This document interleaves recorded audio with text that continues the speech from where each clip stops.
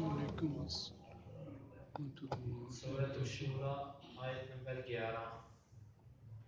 اعوذ باللہ السمیع العلیم من الشیطان الرجیم من همزه ونفخه ونفثه فاطر السماوات والارض جعل لكم من انفسكم ازواجا ومن الانعام ازواجا يذرأكم فيه ليس كمثله شيء وهو السميع البصير له مقاليد السماوات والأرض يبسط الرزق لمن يشاء ويقدر إنه بكل شيء عليم. فاطر بنانے والا ہے السماوات آسمانوں کو والارض اور زمین کو جعل اس نے بنایا لکم لام کا مطلب کے لیے کم تمہارے من سے انفسی جانو کم تمہاری جعل لکم من انفسکم اس نے بنایا تمہارے لیے تمہارے نفسوں سے تمہاری جانوں سے ازواجا جوڑے ومن الانعام واو کا مطلب اور من کا مطلب سے الانعام چھپائے اور چھپایوں سے ازواجا جوڑے یذرأ وہ پھیلاتا ہے کم تم کو فی کا مطلب میں ہی وہ پھیلاتا ہے تم کو اس میں لیسا نہیں ہے کمثلی مانند ہی اس کے شیء کوئی چیز وہو اور وہ السمیع خوب سننے والا ہے البصیر خوب دیکھنے والا ہے لہو صرف اسی کے لیے ہیں مقالید چابیاں السماوات آسمانوں کی والارض اور زمین کی یبسط وہ پھیلاتا ہے الرزق رزق کو لمن لام کا مطلب کے لیے من جس کی یشاء وہ چاہے ویقدر اور وہ تنگ کرتا ہے اور پھیلاتا ہے رزق جس کے لیے چاہتا ہے اور وہ تنگ کرتا ہے انہ بے شک ہو انہ بے شک ہو با کا مطلب ساتھ کلی ہر ایک شیء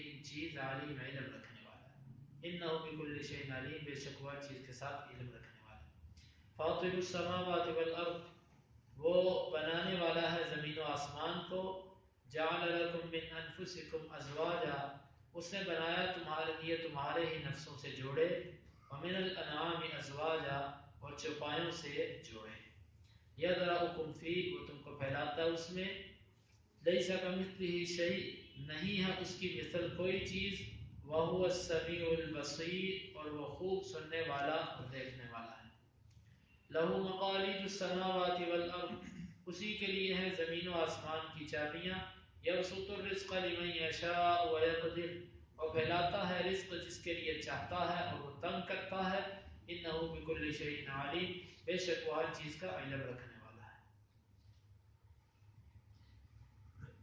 یہاں پر اللہ رب العزت نے آیت کے شروع میں اپنی رب ہونے کے دلائل پیش کیے کہ اس کی ربوبیت کی ایک دلیل یہ بھی ہے کہ اس نے زمین و آسمان کو پھاڑا جدا کیا ان کو وجود میں لے کر آیا بہت بڑی دلیل ہے اتنے بڑے زمین و آسمان کو بنانے والا اللہ ہی ہو سکتا ہے جعل لکم من انفسکم ازواجا اور دوسری نعمت اس کی یہ کہ اس نے تمہارے لیے تمہارے ہی نفسوں سے جوڑے بنا دیے یعنی کہ عورتیں جو ہیں وہ بالآخر عورت آدم سے نکلی اور اس کے بعد عورتوں سے بچے اور بچیاں پیدا ہوتی ہیں گویا کہ تمہارے ہی نفسوں سے جوڑے نکلتے ہیں یہ جوڑوں کا پیدا ہونا اللہ رب العزت کی بہت بڑی ایک نعمت ہے انسان ذرا سوچے اگر تنہا ہوتا انسان تو وہ وحشت سے انسانی زندگی میں کچھ کر نہ پاتا مرد ہی مرد عورتیں ہی عورتیں بچے ہی بچے کیا ہو جاتا کچھ بھی اللہ تعالیٰ نے ایک نظام ایسا بنا رکھا ہے کہ جوڑے بنائے ہیں مرد اور عورت یہ فطرت ہے فطرت سے جو ٹکرائے گا وہ شکست کھائے گا جو لوگ جنس پرستی کے قائل ہیں وہ لوگ ان کی زندگیوں میں سکون نہیں ہے اللہ تعالیٰ نے سکون اس جوڑے میں رکھا ہے جب اس کو شرعی طریقے سے ایک عورت کو حاصل کیا جائے نکاح کے طریقے سے تو اس میں مرد کے لیے سکون اور عورت کے لیے مرد میں سکون. یہ اللہ تعالیٰ نے ایک عجیب اپنی رحمت جو ہے اس کا ایک نظام ہے اللہ رب العزت کا. تو یہ اس نے تمہارے نفسوں سے جوڑے بنائے وَمِنَ الْأَنْعَامِ أَزْوَاجًا اور چوپایوں سے اس نے جوڑے بنائے. یعنی کہ جوڑوں کا ذکر اس لیے فرمایا کہ اس سے نسل پھیلتی ہے. جہاں پر جوڑا نہیں ہوتا وہاں پر نسل نہیں پھیلتی. نسل پھیلنے کے لیے نر اور مادہ یہ دو چیزیں ضروری ہیں. تو اللہ تعالیٰ نے چوپایوں سے بھی اور تمہارے نسل سے بھی نسل پھیلانے کے لیے تمہیں جوڑے جوڑے بنایا. یَذْرَؤُکُمْ فِی وہ پھیلاتا تم کو اس زمین میں, تمہاری نسل کو بڑھاتا ہے, ماں کے رحموں میں بڑھاتا ہے, زمین میں بڑھاتا ہے, ہر جگہ پر بڑھاتا ہے. لَیْسَ کَمِثْلِهِ شَیْءٌ نہیں ہے اس کی مثل کوئی چیز بھی. یہ آیت بہت اہم آیت ہے. اس آیت کے اندر بہت سارے باطل فرقوں کا رد بھی ہے اور صحیح عقیدے کا اثبات بھی ہے. سب سے پہلے اس کو سمجھیے, اللہ تعالیٰ فرماتے ہیں اس کی مثل کوئی چیز نہیں.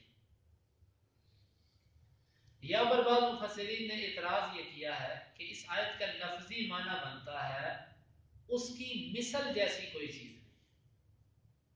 لیسا نہیں ہے, کمثلہ اس کی مثل جیسی شیء کوئی چیز, یعنی کہ اللہ کا مثل ہے اور پھر اس مثل جیسا کوئی نہیں. یہ معنی بنا. یہ ایک اعتراض ہے اس پر کہ یہاں پر اللہ کا مثل تو ثابت کر دیا گیا کہ اللہ کا مثل ہے, اس کی مثل کوئی نہیں. پھر اس کے جواب بھی شارحین نے دیے. کسی نے اس کے جواب یہ دیا کہ یہاں پر کاف جو ہے وہ زائدہ ہے, کاف زائدہ ہے اور اس کی مثل کوئی چیز نہیں ہے. کاف یہاں پر زائدہ ہے. اور بعض نے اس کا یہ جواب دیا کہ یہاں پر مثل کا مطلب مثال نہیں ہے بلکہ اس سے ذات مراد ہوتی ہے. لیس کمثلہ شیء نہیں ہے اس کی ذات جیسی کوئی چیز. مثل کا معنی یہاں پر ذات ہے, اور عربی زبان میں مثل کے لیے, ذات کے لیے مثل کا لفظ استعمال کیا جاتا ہے. اور بھی اس کے علماء نے جواب دیے. میں اپنا وہ جواب یہاں پر ذکر کرتا ہوں جو ہمارے استاد محترم دیا کرتے تھے, اور وہ جواب بہت اچھا ہے. وہ اس کا جواب یہ دیا کرتے تھے کہ عربی زبان میں کسی چیز کو تشبیہ دینے کے لیے دو الفاظ تو زیادہ ہیں لیکن یہاں پر دو الفاظ ہیں, ایک کاف ہے اور ایک مثل ہے. کاف بھی تشبیہ دینے کے لیے آتا ہے, مثل بیان کرنے کے لیے, اور مثل بھی اسی کے لیے آتا ہے. لیکن ان دونوں کے استعمال میں فرق ہے. جو کاف ہے یہ اکثر صفات کے بیان کے لیے آتا ہے, اور جو مثل کا لفظ ہے یہ ذات کے لیے آتا ہے. تو یہاں پر جو اللہ تعالیٰ نے فرمایا نا, کیونکہ کاف کا مطلب ہی مثل اور مثل کا مطلب ہی مثل, اور پھر اس کا یوں معنی کرتے تھے کہ کاف لا کر صفات کی مثلیت کی نفی کی گئی ہے کہ اللہ کی صفات جیسی کسی کی صفات نہیں ہے, اور مثل کا کلمہ لا کر ذات کی نفی کی گئی ہے کہ اللہ کی ذات جیسی کوئی ذات نہیں. اور اس پر وہ علم البلاغہ سے اور کتابوں سے وہ استشہاد بھی پیش کیا کرتے تھے, اور وہی معنی بہتر معلوم ہوتا ہے. اور اس میں جامعیت بھی اور اس میں وسعت بھی ہے کہ اللہ تعالیٰ نے کاف لا کر صفات کی مثلیت کی نفی کی کہ اس کی صفات جیسی کسی کی صفات نہیں, اور مثل کے کلمے سے ذات کی نفی کی کہ اس کی ذات جیسی کسی کی ذات نہیں. تو پھر معنی یہ بنا کہ لیس کمثلہ شیء, اس اللہ کی ذات اور صفات جیسی کوئی چیز نہیں. اور اس معنی کے اندر زیادہ مبالغہ اور تاکید ہے. یہ ہوا اس کا معنی.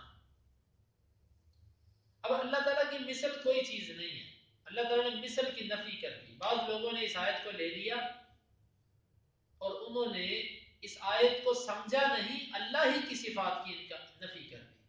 یہ مسئلہ بڑا اہم ہے, سمجھنے والا, کیونکہ یہ اللہ کی صفات کا مسئلہ ہے.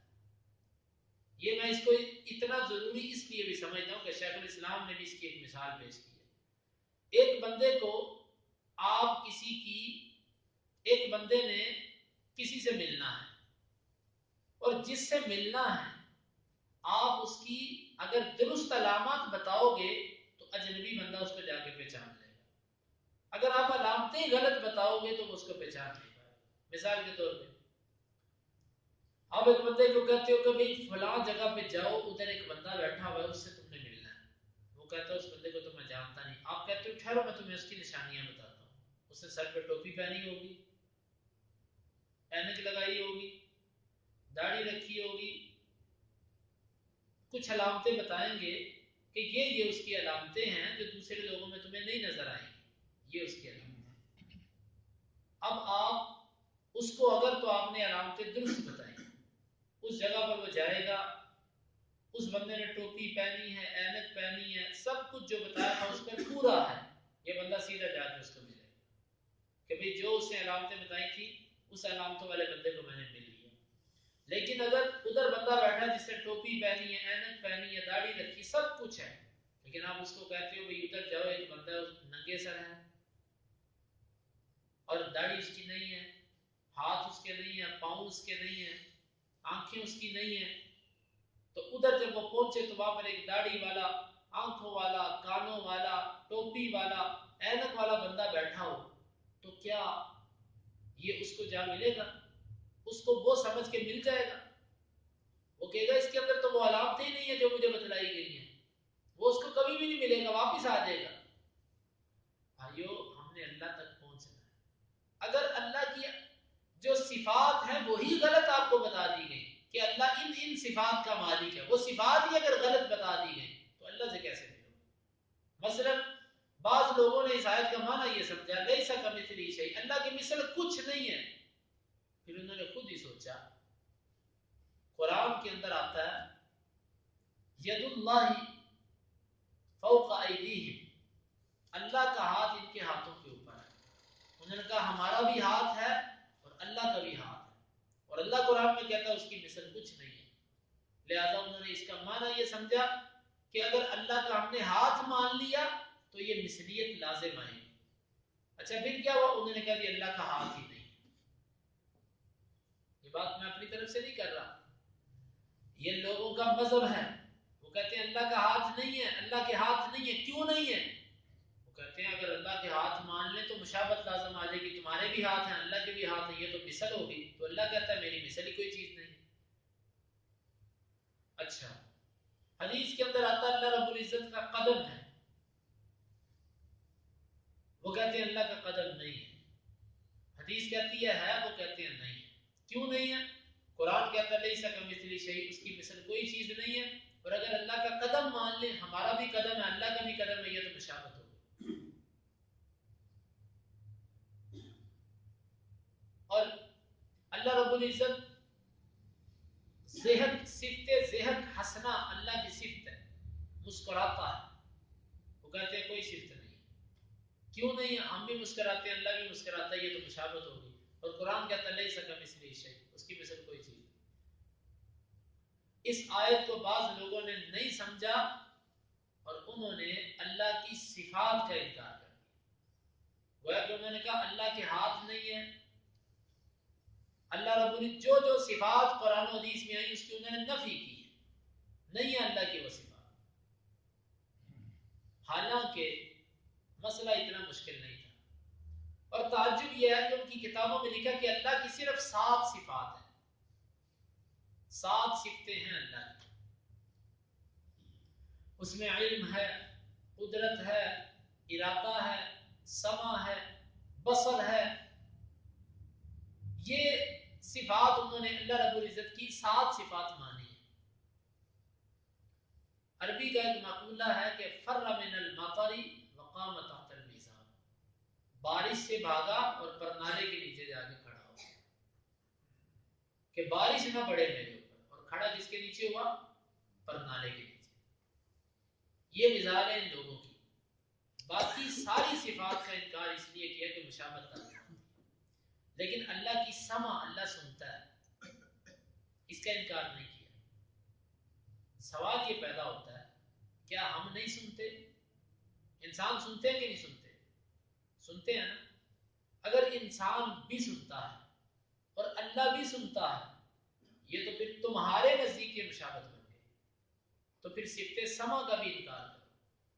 بصر اللہ کی دیکھنے کی صفت کو وہ مانتے ہیں. اللہ تعالیٰ نے ہمیں بھی دیکھنے والا بنایا. فجعلناہ سمیعا بصیرا، ہم نے انسان کو سننے اور دیکھنے والا بنایا. لیکن اللہ کے لیے بصر کو مانتے ہیں. ہماری بھی بصر ہے، اللہ کی بھی ہے، تو یہ مشابہت نہیں ہے. تمہارے قاعدے کے مطابق تو یہ بھی مشابہت ہوگی. پھر اس صفت کا بھی انکار کرو. قدرت، اللہ تعالیٰ نے ہمیں بھی قدرت دی ہوئی ہے. من قبل ان تقدروا علیہم، اس سے پہلے کہ تم ان پر قدرت پاؤ. ہمیں کہا اللہ نے قدرت ہمارے پاس بھی ہے اور اللہ کے پاس بھی قدرت ہے. اللہ کی قدرت صفت مانتے ہیں، اللہ کی قدرت ہمارے پاس بھی موجود ہے. تو پھر اس صفت کا بھی انکار کرنا پڑے گا. اور اسی طرح علم، اللہ کے پاس بھی علم ہے، اللہ نے ہمیں بھی علم دیا ہوا ہے. یا پر اللہ کی وہ علم والی صفت مانتے ہیں. اگر یہی معنی ہے مشابہت کا تو اللہ کی علم والی صفت کی بھی نعوذ باللہ نفی کی جائے. جو 7 صفات انہوں نے ثابت کی ہیں اللہ کے لیے، حیات، اس طرح کی جو اللہ زندہ ہے، حی ہے، ہم بھی زندہ ہیں اس وقت، تو پھر اس صفت کی بھی نفی کی جائے. جو 7 صفات وہ اللہ کے لیے مانتے ہیں وہ صفات بھی مخلوق میں پائی جاتی ہیں. پھر اس کا جواب کیا ہے؟ جواب اس کا یہ ہے کہ ہم اللہ رب العزت کے ہاتھ مانتے ہیں کہ اللہ کے ہاتھ ہیں، لیکن کیسے ہیں یہ ہمیں نہیں پتا. مشابہت یہ ہوتی ہے کہ ہم کہیں اللہ کے ہاتھ میرے ہاتھ جیسے ہیں، یہ ہے مشابہت. مشابہت یہ ہوتی ہے کہ اللہ کا قدم میرے قدم جیسا ہے، اللہ کا علم میرے علم جیسا ہے، اللہ کی سمع میری سمع جیسی ہے. یہ مشابہت ہوتی ہے. میں کہوں کہ اللہ کا علم ہے اور میرا بھی علم ہے، یہ مشابہت ہوگی. اس کو مشابہت کون کہتا ہے؟ اگر یہ مشابہت ہے تو پھر ایسے بندوں سے ہم پوچھتے ہیں کہ اللہ کی ذات ہے، وہ کہیں گے ہے. ہم پوچھیں کہ تمہاری ذات ہے، وہ کہے گا میری ذات بھی ہے، تو یہ بھی مشابہت ہو گئی. پھر اللہ کی ذات کا بھی انکار کرو، یہ مشابہت ہے. پھر تو داہری اچھے ہوئے آپ سے جو اللہ کو مانتے ہی نہیں ہیں، وہ تو بالکل مشابہت نہیں دیتے آپ کے بغیر. تو یہ جس قاعدے پر یہ لوگ چل نکلے ہیں وہ قاعدہ ایسا ہے کہ اس سے یہ چھوٹ نہیں سکتے. شیخ الاسلام ابن تیمیہ نے بڑا اچھا قاعدہ بیان کیا. وہ فرماتے ہیں القول فی الصفات کالقول فی الذات والقول فی بعض الصفات کالقول فی بعض الصفات. اللہ کی صفات کے بارے میں ہمارا قول وہی ہے جو اللہ کی ذات کے بارے میں، اور بعض صفات کے بارے میں ہمارا قول وہی ہے جو ان کا بعض صفات کے بارے میں. اس کو سمجھیے گا. شیخ الاسلام بڑی گہری بات کر گئے کہ جب آپ یہ تسلیم کرتے ہو اللہ کی ذات موجود ہے، اللہ کا وجود ہے، اور آپ یہ بھی مانتے ہو کہ میرا وجود ہے، پھر آپ سے پوچھا جائے کیا یہ مشابہت نہیں؟ آپ کہو گے نہیں. کیوں؟ اللہ کا وجود اور طرح کا، میرا وجود اور طرح کا. اللہ کے وجود کو بقا ہے، مجھے فنا ہے. وہ کسی کا محتاج نہیں، میں محتاج. فرق کر دیا نا تم نے. وجود مانا لیکن وجود کی حیثیت مختلف ہے. وجود ہونے میں وہ بھی وجود اور ہم بھی وجود، لیکن وجود سے مشابہت نہیں آتی. اسی طرح اگر تم ہاتھ بھی مان لو کہ اللہ کا ہاتھ ہے، لیکن ہمیں نہیں معلوم کس طرح کا، کیفیت اس نے نہیں بیان کی کس طرح کی، لیکن ہاتھ ہے. کیوں؟ قرآن میں آیا. قدم ہے، حدیث میں آیا. ذہن، اللہ کا مسکرانا اللہ کی صفت ہے، حدیث میں آیا. اور غضب اللہ کی صفت ہے، قرآن میں آیا. اترنا اللہ کی صفت ہے، یہ قرآن میں آیا. ہم مانتے ہیں اس کو، لیکن اللہ کیسے اترتا ہے؟ جس طرح ہم اترتے ہیں؟ نہیں. کما یلیق بشان ہی، جس طرح اس کی شان کے لائق ہے. ہم اللہ کی صفات کو مانتے ہیں لیکن ہم اس کو تشبیہ نہیں دیتے. بعض لوگوں نے سب سے پہلے اللہ کو تشبیہ دی اور تشبیہ دینے کے بعد انہوں نے تعطیل کی کہ اللہ کی صفات کا انکار کر دیا کہ نہیں ہے یہ اللہ تعالیٰ کی صفات. یہ معطلہ ہے، معطلہ. اللہ کی صفات کا انکار کرنے والے، معطل کرنے والے یہ لوگ، بس ان کے لیے اتنا ہی کافی ہے کہ جس طرح یہ ان 7 صفات کو مانتے ہیں، کہتے ہیں اللہ کا علم ہے، ہم کہتے ہیں ہمارے پاس بھی علم ہے، یہ کہتے ہیں تمہارے اور اللہ کے علم میں فرق ہے، یہی ہم کہتے ہیں اللہ کا بھی ہاتھ ہے ہمارا بھی ہاتھ ہے، اللہ کے اور ہمارے ہاتھ میں فرق ہے، بس بات جو تم جواب دو گے وہی جواب ان صفات پر ہے۔ در حقیقت یہ قرآن نہ فہمی کی علامت، یہ فلسفہ جب سے فلسفے نے اسلام کے اندر سر اٹھایا، اس وقت کے بہت سارے لوگ اس گمراہی کے اندر واقع ہوئے، اور یہ حقیقت ہے۔ اہل سنہ محدثین کا جو مذہب ہے وہی درست محققین کا مذہب ہے، وہ اللہ کی تمام صفات کے قائل ہیں، جو صفات قرآن اور حدیث کے اندر آتی ہیں ان ساری صفات کو وہ مانتے ہیں، لیکن تشبیہ نہیں دیتے۔ امام مالک رحمۃ اللہ علیہ نے اہل سنہ کی ترجمانی ان کلمات سے کی۔ کسی نے پوچھا استوا کے بارے میں، اللہ کا عرش پر ہونا، انہوں نے کہا الاستواء معلوم، ہمیں اتنا پتا کہ اللہ عرش پر ہے، والکیف مجهول، کس کیفیت میں ہے یہ ہمیں نہیں پتا، والسؤال عنہ بدعۃ، اور اس کے بارے میں سوال کرنا بدعت ہے۔ اللہ کی ساری صفات کا ہمیں علم ہے اس حد تک کہ اللہ تعالیٰ کی وہ صفات ہیں، ان کی کیفیت کیا ہے، وہ کس طرح کی ہیں یہ ہمیں نہیں پتا، ورنہ ہم اس پر بحث کرتے ہیں۔ اب امت کے کچھ گروہ سنیے، مشبہہ، اللہ کو تشبیہ دینے والے، جس طرح میرا ہاتھ نعوذ باللہ اس طرح اللہ کا ہاتھ، یہ بھی گمراہ فرقہ۔ ایک معطلہ، معطلہ کون ہے؟ یہ ہمارے دور میں پائے جانے والے لوگ کہ اللہ کی یہ صفات نہیں ہے، یہ بھی من بعض الوجوہ معطلہ ہیں، صرف 7 صفات کو مانتے ہیں، باقی کا انکار کرتے ہیں۔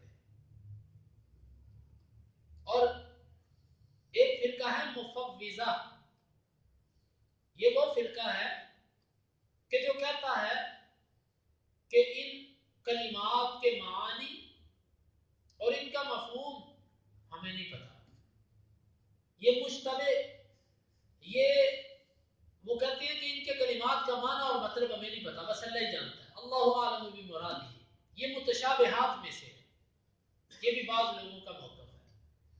اللہ کی صفات کی جتنی آیات ہیں وہ کہتے ہیں یہ متشابہات میں سے، ہمیں نہیں پتا اس کی مراد کیا ہے، یہ لوگ بھی باطل ہیں، اہل سنہ کے منہج سے ہٹے ہوئے ہیں۔ اہل سنہ اللہ تعالیٰ کی صفات کو مانتے ہیں بغیر تشبیہ کے، بغیر تعطیل کے، بغیر تفویض کے، کسی طرح وہ اللہ رب العزت کی صفات کو تشبیہ نہیں دیتے، لیکن مانتے ہیں مکمل کی مکمل صفات کو۔ تو اس لیے اس آیت سے جن لوگوں نے ٹھوکر کھائی ہے، اگر وہ اگلے کلمات کو دیکھ لیتے تو انہیں یہ غلطی نہ لگتی۔ آگے اللہ تعالیٰ نے فرمایا وَهُوَ السَّمِيعُ الْبَصِيرُ، وہ سننے والا بھی اور دیکھنے والا بھی۔ دیکھو اللہ تعالیٰ نے اپنی مثلیت کی نفی بھی کی اور ساتھ ہی آگے فرما دیے وہ سمیع اور بصیر بھی ہے، کہ تم مثل کا معنی یہ نہ سمجھ لینا کہ اس کی صفات نہیں ہے، بلکہ اس کی صفات ہیں، وہ سنتا بھی اور دیکھتا بھی۔ اور دوسرے مقام پہ اللہ تعالیٰ نے فرمایا اِنَّا خَلَقْنَا الْإِنسَانَ مِن نُطْفَةٍ أَمْشَاجٍ نَبْتَلِيهِ فَجَعَلْنَاهُ سَمِيعًا بَصِيرًا، ہم نے انسان کو سمیع اور بصیر بنایا۔ انسان کو بھی سمیع بصیر کہا، اپنے آپ کو بھی یہاں پر سمیع بصیر کہا، دونوں سمیع اور بصیر، لیکن دونوں میں بڑا فرق ہے۔ تو دیکھو اللہ کے بندو، مخلوق میں سے ایک بندے کا ہاتھ دوسرے ہاتھ سے نہیں ملتا ہے، لاکھوں بندے ہیں، ایک بندے کے فنگر پرنٹ دوسرے سے نہیں ملتے۔ مخلوق سے مشابہ نہیں ہے تو خالق اور مخلوق کی تو نسبت ہی کوئی نہیں آپس میں۔ یہاں پر جانوروں کے ہاتھ اور طرح کے، جنات کے ہاتھ اور طرح کے، فرشتوں کے ہاتھ اور طرح کے، انسانوں کے ہاتھ اور طرح کے، ہر مخلوق کے ہاتھ مختلف ہیں۔ تم کس طرح صرف نام ایک ہونے پر تم کہتے مشابہت ہو گئی؟ دنیا میں ایک نام ہے مثلا علی، لاکھوں بندوں کا نام علی ہوگا، تو کیا اس سے مشابہت ہو گئی؟ ہر علی ایک جیسا ہو گیا؟ کوئی ذہین ہے، کوئی کند ذہن ہے، کوئی لمبے قد کا ہے، کوئی چھوٹے قد کا ہے، کوئی خوبصورت ہے، کوئی بدصورت ہے، کوئی کالا ہے، کوئی گورا ہے، کوئی موٹا ہے، کوئی پتلا ہے، کوئی صحیح سلامت ہے، کوئی معذور ہے، کوئی صرف نام ایک ہونے سے مشابہت آ گئی؟ نام ایک ہونے سے مشابہت کب آتی ہے؟ کون سی عقل مندی اور کون سی منطق اور کون سا فلسفہ ہے کہ نام ایک ہونے پر مشابہت ہوگی؟ نہ جانے ان لوگوں نے کیا سمجھا اور کیا پڑھا، صرف نام، ہمارا بھی ہاتھ اللہ کا بھی ہاتھ، مشابہت ہوگی، نام سے کہاں مشابہت ہوتی ہے؟ نام سے مشابہت نہیں ہوتی۔ اس لیے اللہ تعالیٰ نے یہاں پر ان لوگوں کا رد بھی کیا اور اپنی صفات کو ثابت بھی کیا، وہ السمیع البصیر، وہ سننے والا بھی ہے اور دیکھنے والا بھی ہے۔ لہو مقالید السماوات والارض، زمین و آسمان کی چابیاں اسی کے لیے، مطلب زمین و آسمان کے خزانے، ان کے علم کی چابیاں یہ اللہ رب العزت کے پاس ہے۔ یبسط الرزق لمن یشاء ویقدر، وہ جس کے لیے چاہتا ہے رزق فراخ کرتا ہے اور جس کے لیے چاہتا ہے وہ تنگ کرتا ہے۔ ایک تو اس کا مطلب ہے اپنی مخلوق میں سے جس کو وہ چاہتا ہے وہ فراخ کر دیتا ہے، جس کو چاہتا ہے وہ تنگ کر دیتا ہے، ایک اس کا مطلب۔ دوسرا اس کا مطلب یہ بھی لیا جا سکتا ہے کہ وہ ایک بندے کا کبھی رزق فراخ کرتا ہے اور کبھی تنگ کر دیتا ہے۔ آپ دیکھتے ہو کبھی سیل بہت ہو جاتی، بڑا پیسہ آ جاتا ہے، کبھی بندہ پریشان بیٹھا ہوتا ہے۔ وہ کبھی ایک ہی بندے کا رزق بڑھاتا ہے، کبھی کم کرتا ہے، دونوں مطلب ٹھیک ہے، لیکن اس کے کسی کو مالدار کرنا اور کسی کو غریب کرنا، کبھی رزق بڑھا دینا اور کبھی کم کر دینا، اس کا معیار کیا ہے؟ آیا کہ اس کا کوئی معیار بھی اللہ نے بنایا؟